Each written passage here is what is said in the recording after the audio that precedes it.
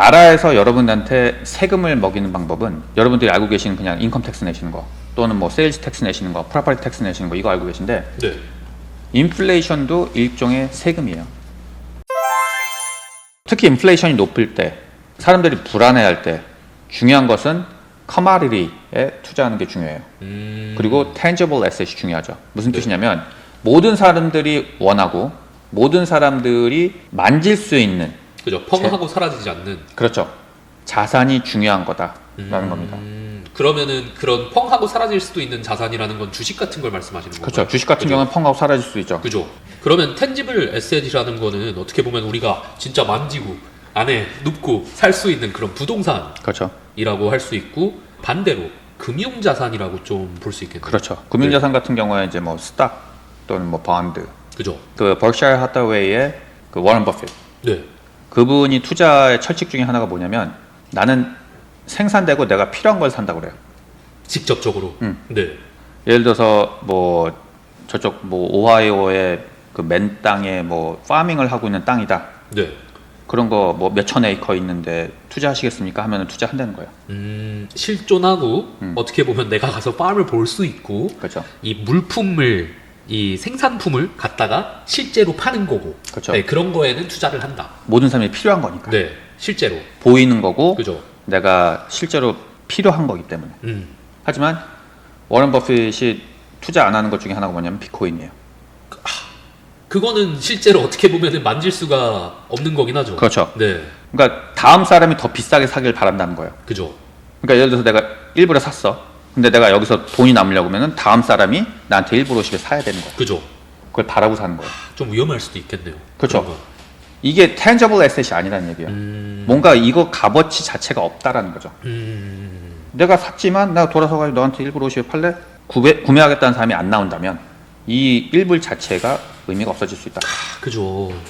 근데 부동산 같은 거는 어떻게 보면은 진짜 말씀하신 것처럼은 비싼 상태에서 사더라도 결국에는 이게 뭐 갑자기 집이 뿅 하고 막 우주로 사라지는 게 아니기 때문에 그렇죠. 언젠간 그 사람이 살아가는 공간이라는 것 자체는 더 값어치가 올라가게 돼 있고, 그렇죠. 네, 텐지블 하다는 거죠. 그렇죠. 네. 그 땅이 필요한 것이고 땅에 값어치가 있는 것이고 그죠. 또 부동산이란 것도 건물을 지어야 되는 것이고 건물을 지으려고 하면 노동력이 필요하고 자재가 필요하고 또 그것을 필요하는 사람들이 구매하는 그 파워가 있는 거고. 네. 그렇기 때문에 이런 것들은 실제로 공존하고 실제로 필요한 것들이기 때문에 tangible asset이라고 부르면서 값어치가 올라가는 것도 있겠지만 실질적으로 돈이 싸질 때 이 값어치를 유지할 수 있는 것이 tangible asset이라는 거예요. 예를 들어서 초코파이 같은 경우에도 왜 20년 전에 50원 하던 게 지금은 500원을 하겠습니까? 인플레이션을 따라가서 그런가요? 돈이 싸지니까 그렇죠. 아, 돈이 싸지기 때문에 더 그냥 많은 돈을 지불해서 사야 되는 그렇죠. 이야기군요. 그렇죠. 네. 그냥 시장에 돈이 더 그만큼 많이 풀렸다. 10배 돈이 풀려 있다. 네. 그래서 시장에 예를 들어서 뭐 50원 다들 50원만 들고 있어. 근데 초코파이가 하나 있으면 내가 50원 줄게 하고 사는 거야. 네. 하지만 모든 사람들이 500원을 들고 있어. 네. 그러면 초코파이 500원 주고 사는 거죠. 평균적으로 다 같이 더 많이 가지고 있기 때문에 화폐의 가치가 어떻게 보면 떨어졌다고 볼 수 있는 거고, 그렇죠. 그만큼 이제 비싸게 지불을 하고 무언가의 초코파이 같은 걸 구매를 해야 된다. 그렇죠. 이런 말씀이시죠. 돈의 값어치가 떨어졌기 때문에. 그죠. 아, 이해가 네. 네. 그렇기 때문에 집값이 오른다. 물론 인구 밀도가 높아지면은 집값이 오르겠죠. 네. 하지만 어떻게 보면 돈의 값어치가 떨어졌다는 얘기예요. 돈의 값어치가 떨어졌으니까 더 많은 금액을 주고 그죠. 같은 걸 사야 되는 거죠. 그게 어떻게 보면 인플레이션. 그게 인플레이션이죠. 네. 그리고 여러분들 이걸 이해하셔야 되는데 나라에서 여러분한테 세금을 먹이는 방법은 여러분들이 알고 계시는 그냥 인컴 텍스 내시는 거 또는 뭐 세일즈 텍스 내시는 거, 프로퍼티 텍스 내시는 거 이거 알고 계신데 네. 인플레이션도 일종의 세금이에요. 한번 조금 더 디테일하게 설명 가능하실까요? 네. 제가 이해할 수 있게. 인플레이션도 세금이다. 네. 자, 시장에 돈이 많이 풀리게 되면은 인플레이션이 생기는 거잖아요. 그죠. 그러면 그 시장에 돈을 많이 풀고 적게 푸는 건 누가 조정하죠? 정부요. 정부죠. 네. 그럼 정부에서 예를 들어서 오늘 돈을 찍어냈어요. 네. 그래서 모든 사람들이 돈이 더 많아졌어. 네. 그러면 돈 번 사람은 정부예요. 왜 그렇게 되는 거죠? 정부에서 돈을 찍어냈으니까 그만큼 빚을 갚던지 어떤 데 투자를 했던지 돈이 풀렸잖아. 아, 그러네요. 네. 근데 문제는 시장에는 돈이 더 희석이 돼버렸죠. 네. 그러면 돈을 가지고 있던 사람들의 현금의 밸류가 낮아졌죠.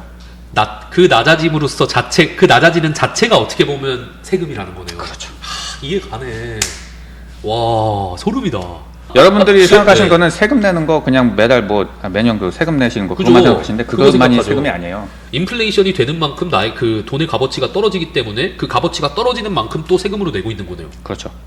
이런. 지금까지 내고 있던 네. 세금은 내는 것만 세금인 줄 알았지 네. 가지고 있는 것만 가지고도 세금이 나가는 줄 모르고 계시던 거죠. 네, 저도 전혀 모르고 있던 사실인데 말씀 듣다 보니까 정말 맞는 말이네요. 왜냐면 내가 똑같이 1,000불을 지금 가지고 있었고 1년 동안 하나도 안 쓰고 내년까지 가지고 있는데 이 1,000불의 가치가 낮아지면은 그만큼 나한테 돈을 손도 안 쓰고 내 돈을 가져간 거잖아요. 그렇죠. 네, 자, 그러면 그걸 방지하는 방법이 뭐가 있을 것 같으세요? 진짜 제가 뭐라도 답변을 드리고 싶은데 방지할 수 있는 방법을 단 한 개도 생각 못 하겠습니다. tangible asset을 보유하는 거예요. 맞네. 그 돈을 만약에 1,000불로 텐지블 에셋을 뭐 샀어요. 네. 근데 얘의 가치가 올라갔어. 얘는 돈이 아니니까. 네. 그러면은 돈을 잃지 않았기 때문에 그렇죠. 그 인플레이션 세금을 내지 않은 거네요. 그렇죠. 네. 인플레이션 세금을 지불하지 않은 거죠. 와. 스탁 가격이 오르는 거 네. 좋아요. 네. 근데 스탁 가격이 오르는 거는 뭐 저는 이렇게 생각해요. 스탁 가격은 당연히 올라야 돼. 왜? 인텐저블 에셋이고 돈으로 환전이 되잖아요. 네. 그러면 매년 그 인플레이션 올라가는 것보다 더 뛰어야 돼. 그래야지 당연한 거예요. 네. 그게 오르는 게 올랐네가 아니야. 그냥 그 인플레이션에 인플레이션 세금을 안 낸 것뿐이에요. 그러네요. 미비하게 오르는 수준이라면은 진짜 유지를 하는 거네요. 그렇죠. 이제 그나마. 네. 네. 하지만 부동산의 가격이 오르는 것은 이미 tangible asset value 가지고 있고 CPI 인덱스 올라가는 것보다 보통 부동산은 더 빠르게 올라가요.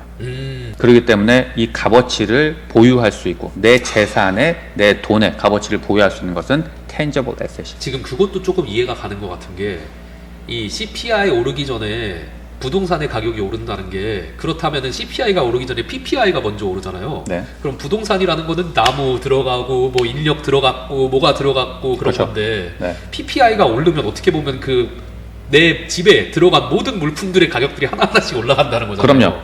네, 그렇기 때문에 어떻게 보면 PPI가 올라갔을 때 이미 부동산의 가격은 올라가 있겠네요. 진짜 말씀하신 그럼요. 것처럼 CPI가 올라가기 전에. 그렇기 때문에 집을 짓는데도 예를 들어서 뭐 5년 전에 저 같은 경우에는 스쿼프당 뭐 150불, 200불엔 지을 수 있었어요. 네, 근데 지금은 300불 가까이 줘야 지어요. 그죠. 그러면은 집값이 오른 게 아니라 네. 그냥 자재비 오르고 맞춰서, 인건비 올라가고 그러니까 부동산 가격도 그거에 맞춰서 올라갈 수밖에 어쩔 없는 수 거예요. 없이 올라가겠네요. 어쩔 수 없이 올라가요. 네. 왜냐면은 이 자재비가 올라갔는데 어떻게 안 올라요? 그렇죠. 네.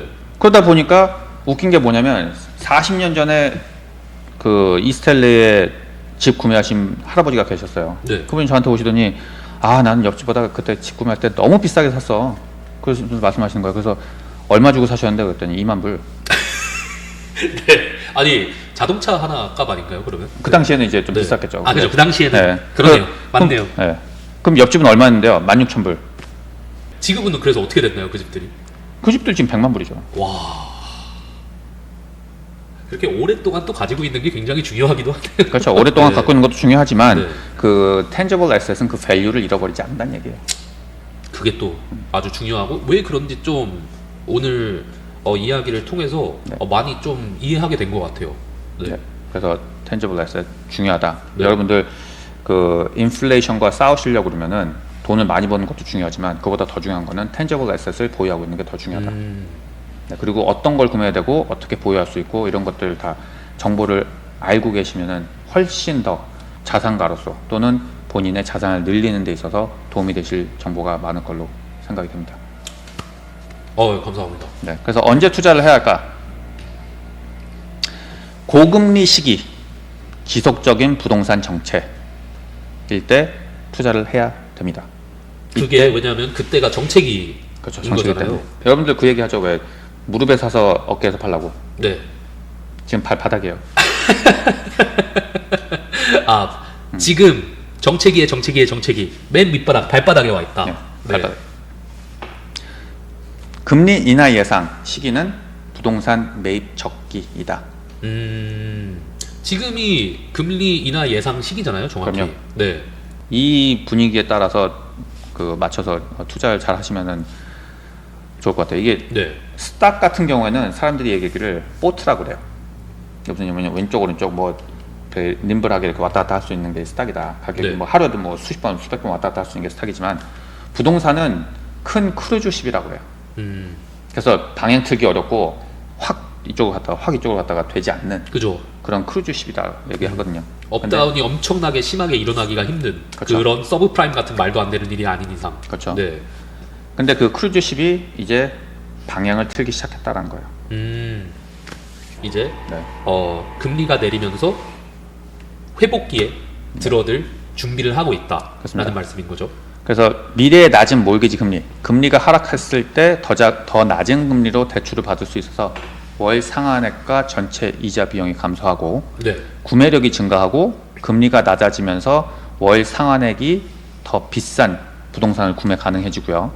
그렇게 되면은 또 가격의 안정화 또는 상승 가능성이 보이는데 높은 금리로 인해 부동산 시장이 약화된 경우 금리 하락은 시장의 안정화와 가격 상승을 유발합니다. 그리고 경쟁이 감소해 있죠. 지금 금리 하락 전에는 구매 경쟁이 덜할 수 있으면서 금리 하락 후에는 경쟁이 치열해지게 됩니다. 회복기에 들어가면은 이미 그렇죠. 그때부터는 물건을 구매하기가 훨씬 힘들어진다. 디맨드가 맞습니다. 올라가기 때문에. 그럼요.